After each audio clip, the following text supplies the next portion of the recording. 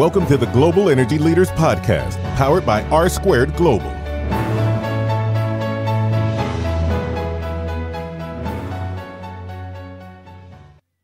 Welcome to another edition of the Global Energy Leaders Podcast. As always, I'm your host, Ryan Ray, and today we bring on the folks from Talk Texas Oil to discuss Texas Oil and the E3 Summit, which is, I believe, tomorrow, July 19th. And so we'd love to see you there. Also, reach out to me on Twitter at Ryan Ray Sr. and let me know if you're going to be there. Without further ado, here's my conversation with the folks from Talk Texas Oil.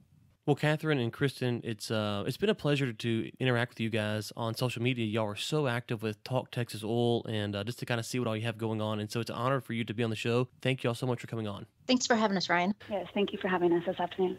Okay, so let's kind of get into it here. Talk Texas Oil, what does that mean? What does it represent? Who is Talk Texas Oil for the listeners who may not have seen you on social media? And if you're in Texas Oil and you haven't seen you guys, I don't know where you've been because you guys are everywhere. But for those who may not be familiar with the hashtag and the movement, what is it and how did it start? Well, it's really just a group of us that it was a handful of oil and gas experts and individuals that are very committed to the energy sector as a whole that had a lot to say, and we were like, well, what do you do with a lot of people like that? So we just decided to take the conversation to social media and launched Talk Texas Oil with, I think, 6 or 7 different experts. We come from different backgrounds, so our expert in the energy field is very diversified. It's not all just E&P or pipelining or, upstream, downstream, midstream. We cover everything. And we decided to launch it on Inauguration Day, looking at basically the new administration coming in, regardless of who you voted for, was going to obviously affect the energy sector. And what did we think of that coming from our different backgrounds? So that's where we really got started. And it had a really good, it was a successful campaign. And we started getting involved in more, helping out with Texoga's Energy Day in Austin, along with everyone else. And had a lot of folks following up with Kristen and Kimberly and Spencer Bennett and Chris Holcomb and a lot of the folks that are on Talk Texas Oil asking us different questions and saying, hey, how else could we help generate discussion and how could we, lend expertise or momentum to an event, regardless of whether that event's in Houston. I know Kimberly's done a STEM event over in Atlanta, Georgia, but really focused on Texas and lending that momentum to events and engaging all levels of leadership. Yes, and with Talk Texas Oil, it's such a beautiful concept because it really does connect the different sectors between, upstream, downstream, midstream. And we kind of focus too on connecting with the people in the field, especially on social media, because there's kind of a disconnect between the corporate and in the field. And I work in oil country tubular goods. So pipe yards and being on the rigs and knowing your, the people that are inspecting your pipe and the quality of the professionalism, the expertise and how far it goes. We just really connected with Katherine in the West Texas Energy Consortium. They have a welding center of excellence there, and they really help educate kids and push them through and kind of get them focused on STEM, not just like the petroleum engineering side, but, I mentioned the pipeline. I mean, they are the pipeline in Texas, connecting education to the oil and gas industry. So we're just lucky to be a part of that and to have Katherine on our team. And there's, like she said, 6 or 7 of us that are just pushing forward, and we're on all different channels on social media, and we each post our own individual, but we're all connected through Talk Texas Oil and our hashtag, and we are just pushing forward for pro-energy news. Okay, and you mentioned the West Texas Energy Consortium. Now, just so I'm clear, are y'all directly affiliated? Some of y'all are affiliated, or what's exactly the link there? I'm the executive director for West Texas Energy Consortium. The Talk Texas Energy Oil Group, I just participate in as a social media expert, coming from a different background, promoting education and workforce and looking at the financial and political climate that affects energy industry. Gotcha. Okay, so Talk Texas Oil. So let's talk Texas Oil. What is going on? What's the big news? There's a lot of fear in the market right now as we're recording this on June 26th, and it's a bearish market, and I know a lot of people are kind of concerned that prices may actually go into the 30s. What are you guys hearing out there as far as Texas Oil? Well, for me out here in the West Texas area and looking at leases and looking at large amounts of acreage being traded on and off, there, every week out here you hear of another company buying, millions of dollars or billions of dollars worth of acreage from another company. Kimberly and I attended an event out in the Permian last Thursday, and some of the executives, you hear, talking around the table, it's that, hurry up and let's wait and see. I didn't get the sense that there was a, widespread panic. There was some of that, well, is this a bubble? But for right now, the plans that they had come up with at the beginning of the year, as far as their budget and their strategic plan, they're still moving ahead with. And I didn't really hear anything from folks saying that they were going to back down. They are being cautious, and they are very much listening to what's going on abroad and how that could possibly affect deals that they would be making in the future on a local scale. Yeah, and one of the things there I think that's interesting is it seems that a lot of the experts agree that the prices right now, they're going to get low, and because inventory is rising. But it seems to be a consensus that as soon as this kind of magical spot's going to happen, where the price is going to go so low that the inventory will stop building up, and then the inventory they're expecting to seem to decline pretty quickly, which means that we're going to kind of be in a roller coaster mindset where prices will go up and then prices will go down. And just from my perspective, as long as that kind of hits in the right spot of the year, I think the industry will be okay, because like you point out, we set the drilling schedule and the budgets, beginning of the year. And so as long as these high inventory, low prices kind of hit, third quarter and not drag out to late fourth quarter, early first quarter of 18, I think we'll be okay. It's just really a timing issue, because we don't want companies setting their yearly budget, first quarter and the price of oil is $30 a barrel, so I think it's really going to be a timing issue to kind of see what happens moving forward. Definitely. And I think it definitely will play into some of those larger companies and those companies that were able to absorb a lot of the credit risk that they took early on. And then when the downturn hit, they were still able to stay afloat. I think some of the ones that have struggled, we probably won't see them, come back to the level that we expected. But I think for the folks that are out here and looking at the rigs that are drilling and the activity, because they're, constantly driving over there Wednesday and Thursday, there was a lot of activity in the Permian. I saw an uptick in activity versus when I was over there, say October, for another event. That there didn't seem to be as much. And also, you can always tell how much activity is affecting the infrastructure in other towns and how well things are being received is the waits at restaurants, and then also, renting hotel space anytime I need to go over there. I never really had a problem finding a hotel room, or even finding a hotel room at a decent price. This past time, my usual hotel that I stay at, that's very nice, I'm comfortable with, the price tag attached to it was kind of hefty. So I thought, no, let me look around, and they're all starting to get that way. And that's the way it was previously, in 2009, 2010, when things were kicking off. Right. Now, Kristen, you're on the private sector like I am. And so what do you guys feel about the market? Are y'all, it seems that, as the vendors out here, where we come out and we go, okay, we're excited about the year. And then we spend a lot of time working and developing relationships and making connections. And you see the price kind of fluctuating, and you go, oh no, just stability. I've said it once, I've said it 100 times. Just give me stability in the oil price and I'd be happy. So from a vendor's perspective, are you guys, kind of like us, going, okay, we think as long as we can get to the end of 2017, we'll be doing good. Is that kind of what you guys are hearing as well?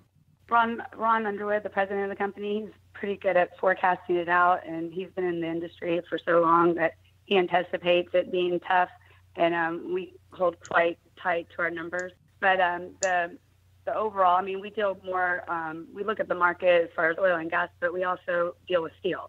So, we're looking at all the different things that factor that, as far as anti-dumping laws and things of those regulations, which change everything, considering we don't really have too many U.S. American steel mills right now. So, but as far as the outlook for us, we're looking at, balancing out probably in the middle of, next year. But we're not worried too much about it. But I will say, though, we've got a lot of people coming into our office. A lot of people's jobs are shifting, and but there's a positive note, and everyone's really excited. There's been a lot more work, and as far as the market and it balancing out and stuff, we're all hopeful. But it's really hard to tell. Especially with OPEC and everything involved in that. It goes a little bit further than my expertise. But we're sitting okay, and we are, along with some of the other people that have, went through the ride on the downturn, and we're still in the game, and we're proud of that. But we've seen people come and go, so we're just kind of holding on tight to what we have in inventory, and looking at, our end users and things like that, and, sitting pretty tight to the game as far as it's concerned, I guess is what I could say. Right, and it is a badge of honor. It's a badge of honor, and it's a badge that's sad if you make it through the downturn, because a lot of good people who, for no reason other than just bad economics, lost a job, and we had to lay some people off, and just about everyone I know lays people off, and I've seen some companies that I thought were going to make it through, and I don't know all of why they went out of business, but they went out of business through a downturn, and so it's one of those things where you're right, you're very proud of it, and at the same time you're humbled, and you're saddened because you know of a lot of good people who had to leave the industry because they couldn't get a paycheck. I want to talk about the E3 Summit here in a minute, but I want to talk about social media, because one of the things that I've noticed is that, and I got to pick on oil and gas folks here a little bit, is that at least from the corporate mindset, oil and gas folks, they seem to struggle with the idea of social media, and it's very bland, it's very generic. When I deal with renewable folks, it seems that they kind of got a better grasp of what's going on with social and how to interact there. That's why I love you guys, because I got a tag the other day on Instagram. Y'all tracked me down on Instagram and tagged me, and there was 4,000 hashtags and all this stuff on there. And so anybody who was remotely interested in what we're talking about, you had a hashtag there for it. And so I just loved it, because that's what we need to do as oil and gas professionals if we're going to get our message out there. So just kind of walk me through y'all's mindset with social media, and what kind of drives you, and is there one platform that you prefer over another?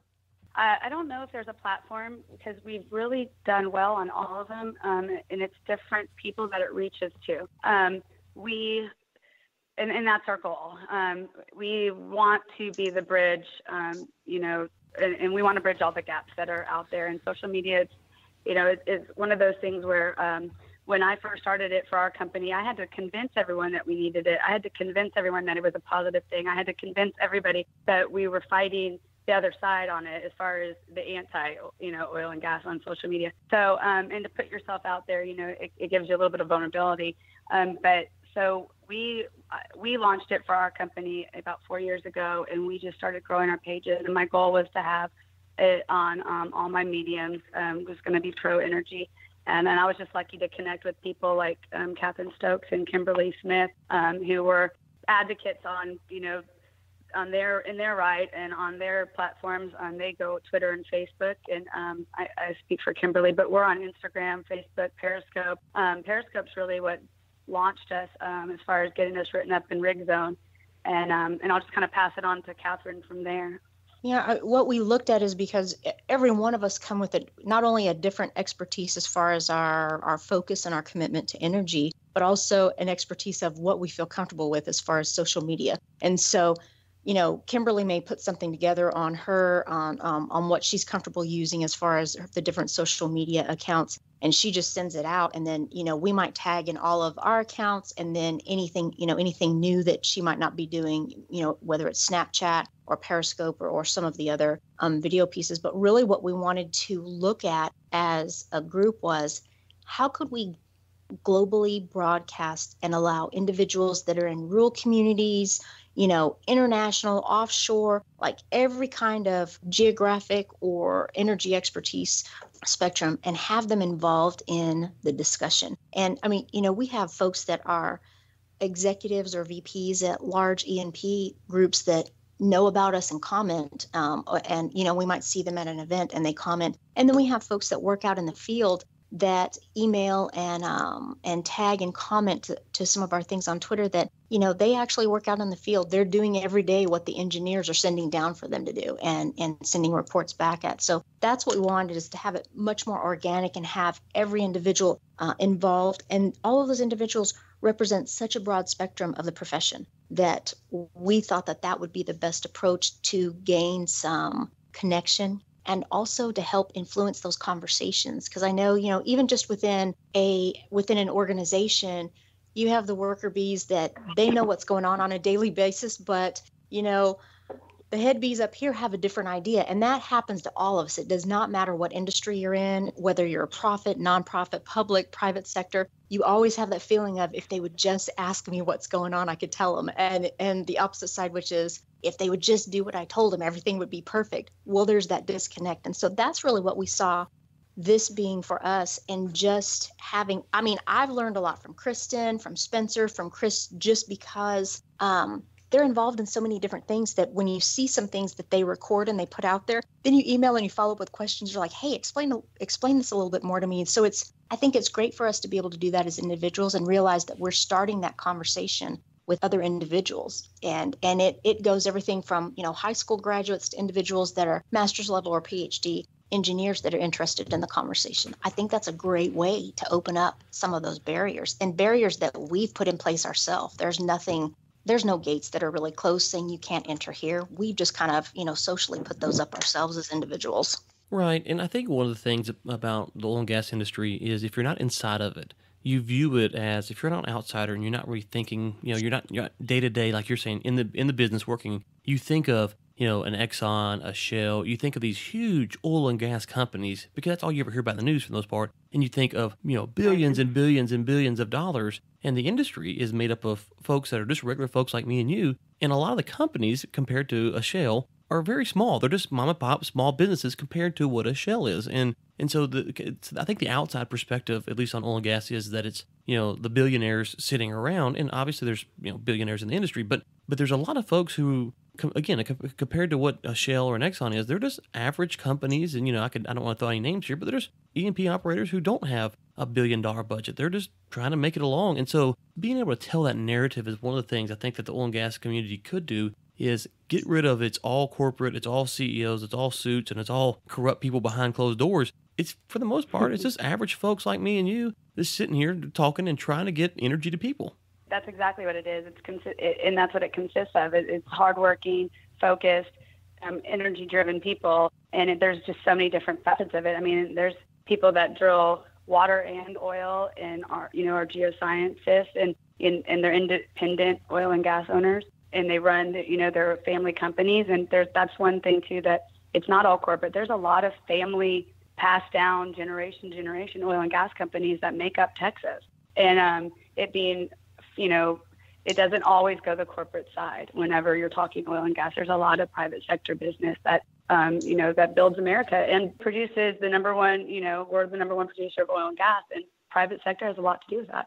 Okay, so I want to, just one final thing on social media. I'm going to throw out what I think of the various platforms for someone who may be going, okay, I'm thinking about getting social media, my company gets involved. I'm going to throw out what I would think and the pros and cons of each, and then you guys who are doing it all the time kind of tell me where I'm right, where I'm wrong, or maybe what I missed. So Facebook, I think Facebook is great for going out and targeting paying dollars to go find people. So if you got a page and you're going to go and you want to find people, Facebook has a huge database that you can use to pay money to find people. The problem is you got to be committed to continue to pay over and over again to get your audience re-engaged. Twitter, I would say, is the best as far as conversations, finding people around the world who are talking about what you're interested in by using hashtags and things like that. The only problem is if you're not what I would call an advanced Twitter user, you don't have the list set up, stuff like that, you can kind of get lost in the noise. YouTube, I think, is great because it's the second or third largest search engine, so you can make videos that have the title for exactly what you want to look up.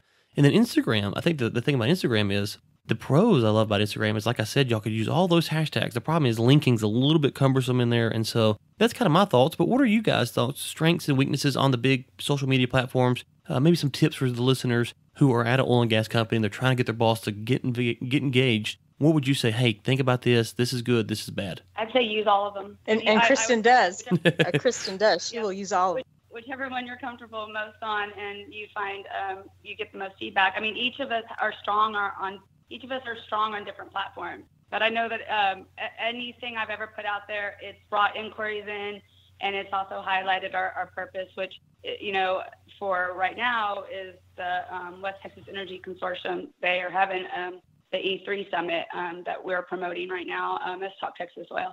So, but I would say wherever your main clientele, I mean, LinkedIn is a really strong one as well. Oh, yeah, I forgot about LinkedIn. I love LinkedIn.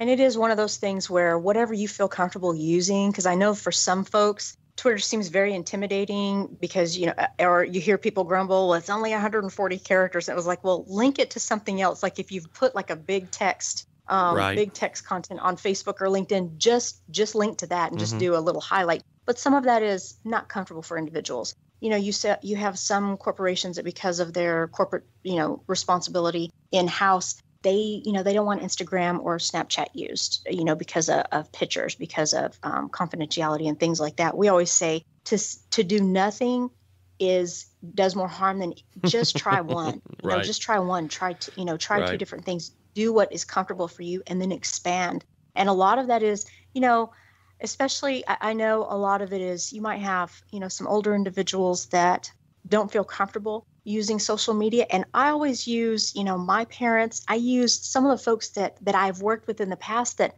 they're in their 70s, they're in their 80s, they're on social media. For you not to have a presence and someone who is collecting Social Security or collecting their pension is more savvy in that's a shame. And it is, while there is definitely something to be said for the traditional marketing plans, which, involves a lot of old school marketing, there's a lot to be said of involving social media. And to me, that is an option for return on investment that basically you're investing some time, not a lot of money. If you don't want to, you're not spending $10,000, $15,000, $20,000 on an event marketing campaign. It's, what can you do now? So I would tell anybody out there that's not involved in any social media, just try one, even if it's just Twitter, or get on Periscope and just watch some of the videos just to see, okay, this isn't so bad. I could probably do this and post something for my company live. That we saw some really good educational videos just looking at like soil sample cores.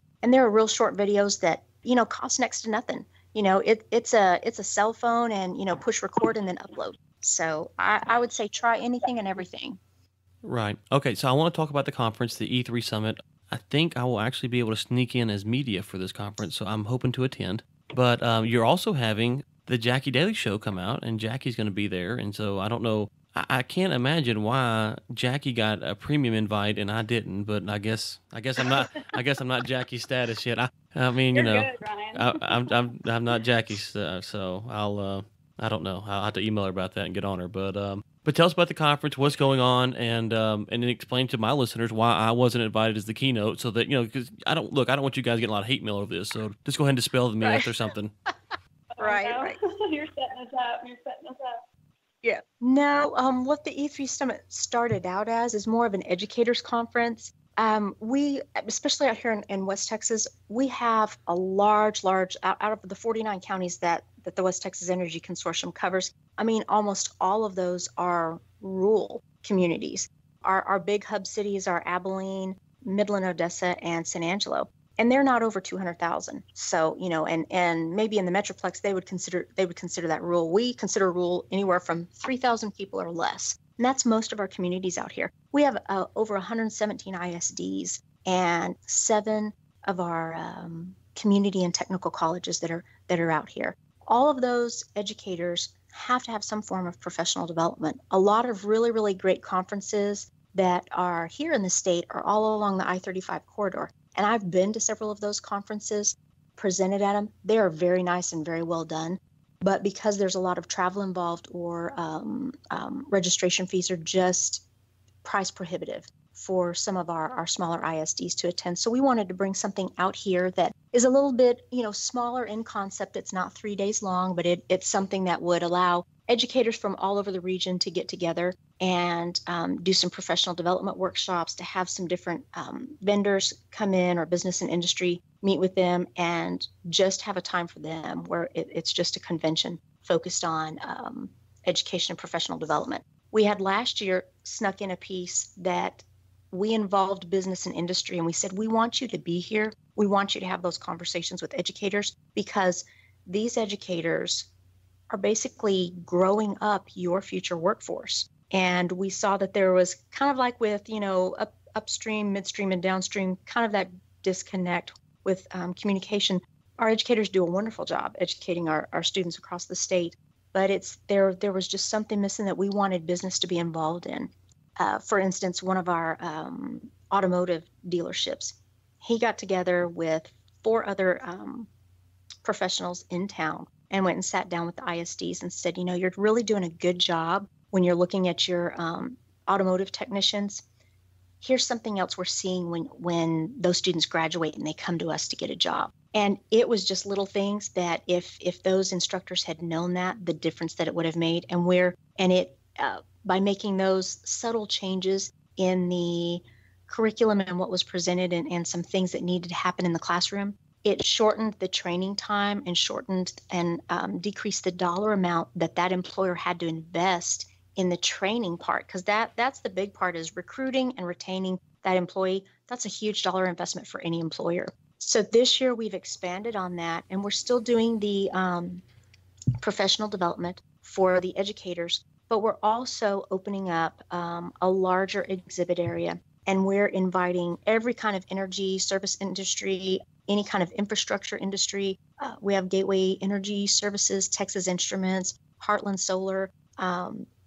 We have a wind energy company coming that we want them to be able to talk to those educators, and educators be able to ask them questions. And it's providing expert conversation on STEM education and how that translates to the business and skill sets that employees need when they come out of the classroom. And we'll have those exhibits open to the public as well, because those companies we're very appreciative that they're giving of their time. And it's not a cheap endeavor to travel from out of town or even give up a day, even if you're located here in Abilene, to spend at a booth. We know that some of them also have current positions that they're looking to fill. And so we're opening this up to the public so that anybody from Abilene or the surrounding area, if they're looking for a job, to be able to come in, or they just want to see, hey, what these service companies, or what are some of these companies doing that are in town? Because we found there are some companies you didn't even know they were there because they don't have a big storefront, or they might be in an industrial park that we don't all, it's not like going to the mall where you see all the storefronts. If you're in an industrial park, the only reason you're getting visited out there is because somebody's coming to see you. So a lot of that is to promote products, services directly to individuals and institutions, and also just to show the community and our educators, hey, we support you, and we want to be a part of educating our future workforce and supporting our future communities. What's the link to the website so that the listeners can go and check out this information, which will be the E3 Summit, which is on July 19th in Abilene, Texas, just right down the road from where I'm at. But if you wanted to find out more information, where could they go? www.e3stem.org. Okay, and just let's throw out a few hashtags and social media accounts on where people can find you, because you are all over the place and you're posting like crazy. So if you want to find out more about the Talk Texas Oil, where could they find that at? And also the West Texas Energy Consortium. Right. You can follow us on Twitter at TalkTexasOil, no spaces, or if you're looking for the consortium, it's at WTXEC. We also have Instagram, Facebook. I think Kristen has us set up on every possible social media account you could have, Snapchat, Periscope, any of those video links, and Vimeo. Definitely look for Talk Texas Oil, West Texas Energy Consortium, and Talk Texas Oil did a great job this past week of supporting the Permian Road Safety Coalition. So anything having to do with energy, look for hashtag Talk Texas Oil. Okay, great. Is there anything else that we need to plug or promote before we let you off today? Nope, I think we're good. Just hashtag TalkTexasOil and the E3 Summit 2017. And you can find the West Texas Energy Consortium on all social media channels if you just search at WTXEC. Okay. And again, for my listeners, please don't send any hate mail to them. They just found out about this show and the enormous reach that it has. So they're new here, and we're walking them along. And so, but no, we appreciate you guys coming on so much. It's been fun, and look forward to getting tagged, hopefully another post soon, and watching the feedback from that. But thank you guys so much. Thanks, Ryan. Appreciate it. Thank you. Thanks again, ladies, for coming on. Really enjoyed the show, and look forward to seeing you at the E3 Summit. Folks, if you're going to be in Abilene or around Abilene on that day, July 19th, would love to meet you. Shoot me an email. You can find my contact information at globalenergymedia.com/contact, or Twitter. You can find me at Ryan Ray Sr. The Global Energy Leaders Podcast is produced by Michael Sims and Chris Prine. Chris Prine also serves as editor for the Global Energy Leaders Podcast. Until next time, keep climbing. Thanks for listening to the Global Energy Leaders Podcast, powered by R Squared Global.